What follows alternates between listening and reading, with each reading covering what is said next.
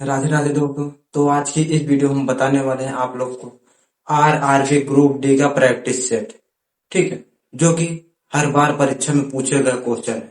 वही सारा क्वेश्चन आप लोग को हम सॉल्व कराएंगे। दिया पहला क्वेश्चन जैसे एक त्रिभुज का क्षेत्रफल 61.5 मीटर स्क्वायर है।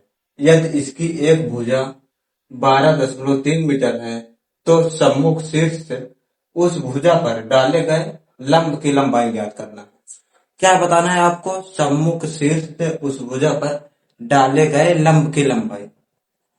जब भी ऐसा क्वेश्चन आए सॉल्व क्या करना, आपको क्षेत्रफल दिया है तो यहाँ क्षेत्रफल लिख देंगे। ठीक है, जो त्रिभुज का क्षेत्रफल बराबर होता है, एक भुजा आपको दिया कितना, 12.3। ठीक है, 12.3 दिया है। उसके बाद इंटू करना है 1/2 इंटू दूसरी भुजा हम मान लेंगे x है। यही ये आपका फार्मूला होता है। त्रिभुज का क्षेत्रफल बराबर 1/2 और जो एक भुजा दिया होता है उसको इंटू में दूसरी भुजा। ठीक है, अब इसको सॉल्व कर देना है। यहाँ पर दिया है 61.5, जापान में आ जाएगा, इधर कितना आ जाएगा 12.3 और ये मल्टीपल करा देगा 2 इक्वल टू x। अब इसी को क्या करना है, सॉल्व कर देना है। पॉइंट से पॉइंट हमारा कट जाएगा, इसको हम काट देंगे। 3 से काटेंगे, 3 चौक 12 और 3 एकम 3। फिर यहाँ 3 से काटेंगे, 3 दूनी से 0, 3 पचे 15, कितना आ गया 205। अब इसको हम सॉल्व कर देंगे शायद। इसमें 41 पंजे कितना होगा 205। तो बचा क्या, 5 गुणे 2 बराबर x और 5 दूनी 10। x बराबर कितना आ गया आपका 10 मीटर। कौन सा? Option number D. भुजाओं की लंबाई 7 सेमी, 9 सेमी और 12 सेमी है। इसका क्षेत्रफल ज्ञात कीजिए। क्या बताना आपको? क्षेत्रफल। तो त्रिभुज का क्षेत्रफल जो होता है, क्या होता है, जो त्रिभुज का क्षेत्रफल होता है इसका एक फार्मूला होता है, रूट में यस इंटू यस माइनस ए, फिर यस माइनस बी और यस माइनस सी।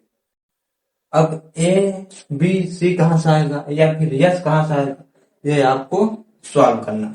यस बराबर होता है हमारा, क्या होता है, ए प्लस बी प्लस सी अपान में 2 होता है।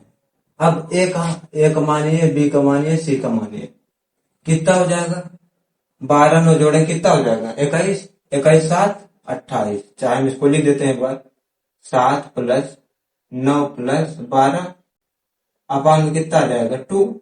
जोड़ देंगे टोटल तो यस इक्वल टू आपका आ जाएगा 28/2। काट देंगे कितना आएगा 14। यस इक्वल टू कितना आ गया आपका 14। अब ज्ञात करना आपको क्षेत्रफल, तो फार्मूला रख देना है यस का मान यहाँ पर। तो हम रख देंगे त्रिभुज का क्षेत्रफल बराबर क्या होता है, रूट ले लेना है। रूट के अंदर क्या रहेगा यस, यस का मान क्या दिया 14। उसके बाद यस माइनस है, यस का मान 14, एक मान 7, कितना आ जाएगा 14 में 7 गया 7। फिर इंटू का चिन्ह लगाना है, यस माइनस बी, यस का मान 14 और बी का मान 9 है। तो 14 में से 9 घटाएंगे कितना बचेगा 5, बी का मान इतना आ गया 5। फिर अगला क्या, यस माइनस सी, यस का मान 14 और सी का मान क्या है 12, तो कितना बचेगा 2। अब यही आपको सॉल्व कर देना। हम इसको क्या लिख सकते हैं, यहाँ पर इसको लिख सकते हैं 2 गुणे 7, यहाँ पर दिया है 7 गुणे 5 गुणे 2। अब यहाँ पर 1 2 है, यहाँ पर 1 2, तो हमारे क्या आ जाएगा, बाहर निकल जाएगा। यहाँ 1 7 है, यहाँ 1 7, 2 7 है, तो बाहर क्या आ जाएगा 2 गुणे 7। रूट में हमारा क्या रहेगा 5। अब इसका गुणा कराएंगे, 7 दूनी 14, रूट 5 सेंटीमीटर स्क्वायर। कौन सा है? ऑप्शन नंबर ए आपका आंसर। तो यहाँ पर देख सकते हैं तीसरा क्वेश्चन दिया है, एक पिता की वर्तमान आयु उसके 2 पुत्रों की वर्तमान आयु के योग की 2 गुनी है। 20 वर्ष बाद पिता की आयु उसके पुत्रों की आयु के योग के बराबर होगी। पिता की वर्तमान आयु ज्ञात कीजिए। क्या बताना है आपको? पिता की वर्तमान आयु कितनी होगी। ठीक है, तो इसको कैसे सॉल्व करेंगे? हम मान लेंगे पहले, क्या मानेंगे? माना पुत्रों की वर्तमान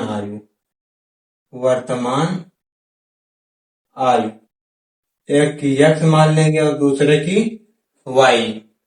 अब उसके बाद क्या दिया है? दो पुत्रों की वर्तमान आयु के योग की 2 गुने हैं। अब यहाँ पर हम मान लेंगे पिता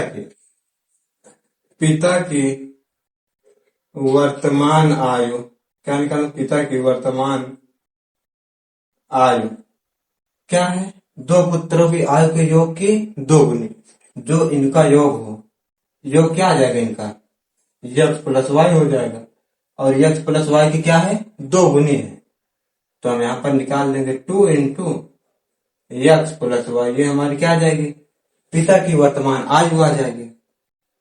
अब दिया है 20 वर्ष बाद पिता की आयु उसके पुत्रों की आयु के योग के बराबर होगी। क्या दिया है? 20 वर्ष बाद, यानी कि इन दोनों के जो आयु का अंतर है कितना है? 20 वर्ष है। ठीक है, तो यहाँ पर लिख लेना है 2 इंटू एक्स प्लस क्या? वाई माइनस एक्स प्लस क्या दिया है? वाई इक्वल टू कितना दिया है? 20 वर्ष, 20 वर्ष। अब इसको हमको क्या करना है? सॉल्व कर लेना है। 2x, उसके बाद यहाँ पर प्लस 2y, फिर minus x plus minus minus y equal to 20। अब 2x में से घटाएं, कितना बचेगा? x प्लस यहाँ 2y में से 1y चला जाएगा, y बचेगा, इक्वल टू दिया है 20। x प्लस वाई का मान हमारे पास क्या आ गया? 20। x प्लस वाई किसकी है? पुत्रों की वर्तमान आयु का जो कितना आ गया आपका? 20 वर्ष है। अब बताना है किसका? पिता का। तो हम लिख देंगे पिता की वर्तमान आयु। पिता की वर्तमान आयु कितनी है?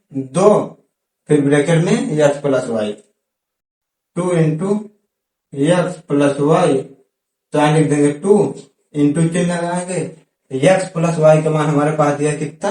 20। तो गुणा करा दें, कितना आ जाएगा? 20 दूनी 40 वर्ष। क्या आ गई? Option number A. तो यहाँ पर देख सकते हैं 4 नंबर हमारा क्वेश्चन दिया है। एक पिता की आयु उसके पुत्र की आयु की 5 गुने है। यदि उनकी आयु का योगफल 54 वर्ष है तो पुत्र की आयु कितनी है? तो हम मान लेंगे, सिंपल, माना क्या मान लेना है? पुत्र की आयु कितना मान लेंगे? x मान लेंगे। अब उसके बाद क्या दिया है? पिता की आयु उसके पुत्र की आयु की 5 गुने। अब पिता की आयु निकाल लेंगे। क्या? पिता की आयु क्या दिया? पुत्र की आयु की क्या है? 5 गुनी है। तो कितना हो जाएगा? इसी 5 गुना करा देंगे तो 5x हो जाएगा।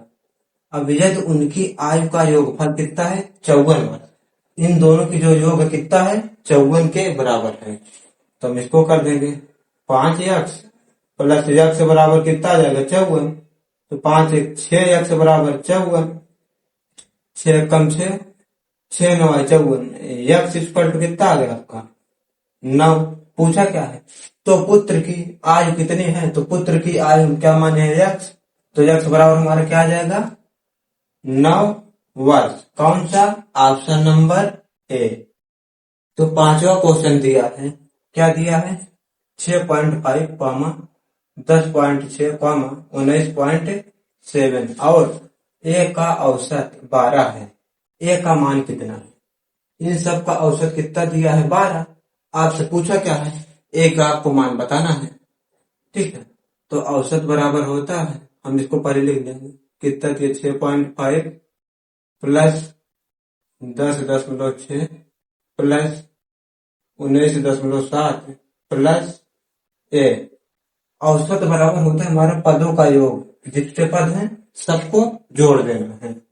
ठीक है, अपान में क्या करना है? पदों की संख्या कितने? 1 2 3 4, कितने हैं? 4, तो अपान में 4 कर देना। इक्वल टू हमारा औसत दिया है 12। अब यही आपको क्या करना है, सॉल्व कर देना है। जैसे हम इसको सॉल्व करेंगे कितना आ जाएगा, यहाँ पर इसका गुणोत्तर करा देंगे तो यहाँ पे 6.5 plus 10.6 plus 19.7 plus a equal to 48। अब यहाँ पर इन सबको क्या करना है, ऐड कर देना है। ऐड कर देंगे यहाँ पर 7 6 13 और 13 5 18 क्या आ जाएगा 8, 80 लगा 1। फिर उसके बाद 9 9 6 15 15 1 16 6 80 लगा 1। फिर यहाँ पर बचा क्या, 1 1 2 1 3, कितना आ गया 36.8 प्लस ए इक्वल टू 48। अब ए बराबर आ जाएगा आपका 48, इधर ले जाएंगे -36.8। अब यही आपको सॉल्व कर देना है, ठीक है। 36.8 घटा दें कितना आएगा, यहाँ पर बचेगा 2, 1 और 1, तो ए बराबर आ गया क्या 11.2। Option number D.